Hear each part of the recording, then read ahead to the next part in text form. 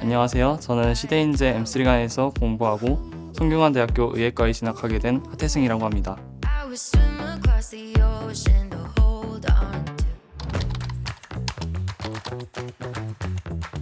수능 당일 저의 마인드는 6개월 모의고사 보는 것처럼 욕심부리지 말고 그냥 하던 대로만 하자였습니다.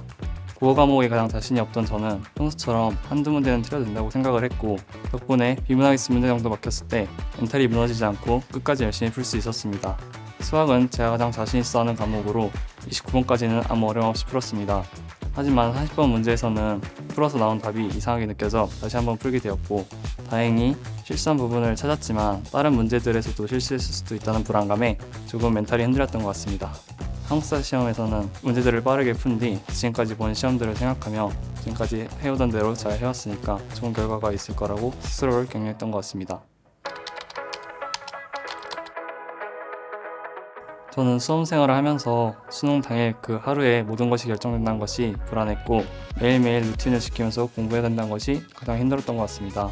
그래서 불안감을 극복하는 방법이나 힘든 수험 생활을 견디는 방법에 대해 조언을 드리자면, 저는 수능에 대한 불안감은 실력에 대한 자신감으로 극복할 수 있다고 생각했습니다. 매일매일 똑같은 일상에 지칠 때는 이렇게나 힘든 재수와 산수를 견딘 만큼 앞으로 만날 힘든 일들도 잘 견딜 수 있게 될 것이라고 생각했고, 현역으로 대학에 간 사람들보다 시간의 소중함을 더 잘 알기에 대학 생활도 더 열심히 할 수 있을 것이라고 생각하며 스스로를 격려했던 것 같습니다. 저는 공부에 집중하기 있어서 차분한 마음 상태가 필수적이라 생각했고, 차분한 마음 상태를 유지하기 위해서는 반복된 일상생활이 중요하다고 생각했습니다. 그래서 많은 습관이나 일상의 루틴을 만들어 일상생활에서의 변수들을 최대한 제거하려고 노력했습니다.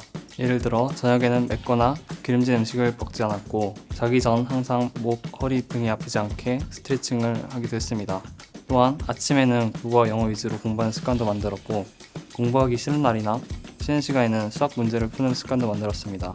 차분한 마음 상태를 유지하기 위해서 재수 종합반에 있는 친한 친구와도 간단한 인사만 주고받거나, 힘든 날에는 저녁을 먹고 같이 산책을 하는 정도로 감정이 너무 들뜨지 않게 조절했던 것 같습니다.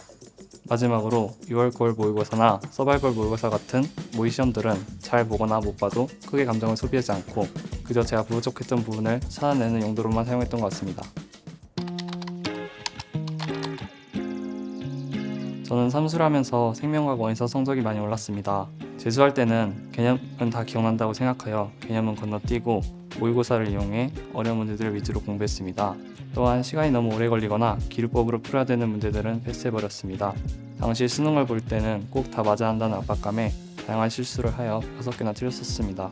이를 계기로 삼수 때는 아예 처음부터 선생님의 강의를 들으며 개념 공부를 시작했고, 어려운 문제들에 익숙해지기 위해 엣지나 서바이벌 모의고사의 어려운 문제들도 거르지 않고 다 풀었습니다. 덕분에 이번 수능에서는 빅킬러들을 다 맞을 수 있었고 실수를 줄일 수 있었습니다. 다만 아쉬웠던 점은 과학탐구의 경우 특정 학교에서는 100분위가 중요하고 원점수는 중요하지 않다는 것을 몰랐습니다. 만약 제가 지원하고 싶어하는 대학에서 변환 표준 점수를 사용한다는 것을 수능 전에 알았다면 수능을 볼 때 한두 개는 틀려도 된다는 것에 안정감을 느끼며 시험을 치를 수 있었을 것 같습니다.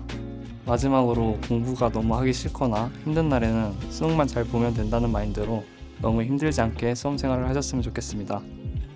안녕.